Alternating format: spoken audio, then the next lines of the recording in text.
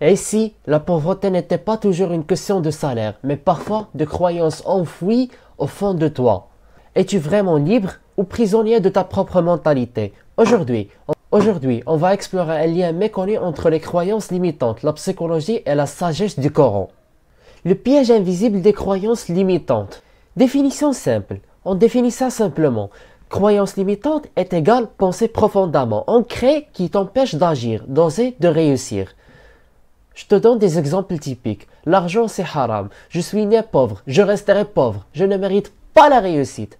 On constate que l'origine de ces croyances, ça vient de la famille, de l'environnement, des médias, de la société, parfois même mauvaise compréhension de la religion.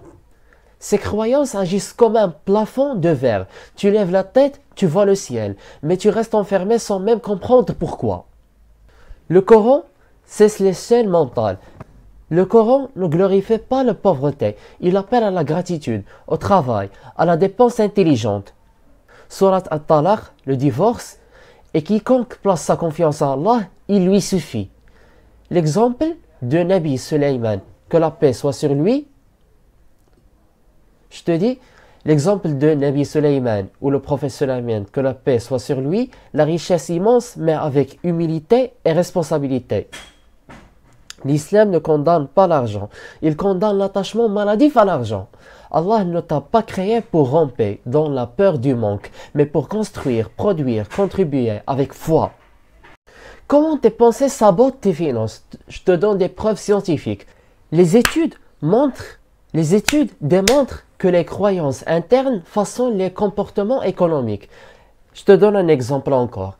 La croyance de « je ne suis pas bon avec l'argent » dans des actions comme les dépenses impulsives, peur d'investir, refus d'apprendre et le boucle d'autosabotage. La croyance dans l'action donne le résultat médiocre, donne le renforce de la croyance, etc. Ce que tu penses devient ce que tu fais. Ce que tu fais devient ce que tu es. Et ce que tu es détermine ce que tu gagnes. Reprogrammer ton esprit avec le Coran et la réflexion. Identifie la croyance limitante. Écris-la. Demande-toi, est-ce qu'elle est vraie ou simplement répétée? Cherche le verset ou le hadith qui la contredit. Répète chaque jour, je suis responsable, Allah est le pourvoyeur et je vais œuvrer. Agis petit à petit. Apprends une compétence, épargne, vends, aide. Change ta mentalité. Ce n'est pas trahir ta foi, c'est enfin lui donner la puissance dans le réel.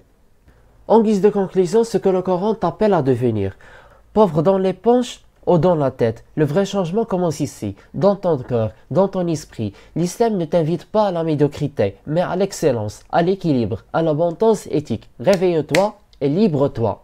Si tu veux que je développe plus sur les croyances limitantes dans la lumière du Coran, dis-le-moi en commentaire. Et surtout, partage ce message, car quelqu'un autour de toi est peut-être bloqué dans une prison mentale, sans même le savoir. Et je m'interroge, comment es-tu intéressé à ce contenu sans que tu watches les vidéos précédentes dont on parle de la liberté financière, de din, l'islam, la religion et de la psychologie moderne. À très vite. Watch les.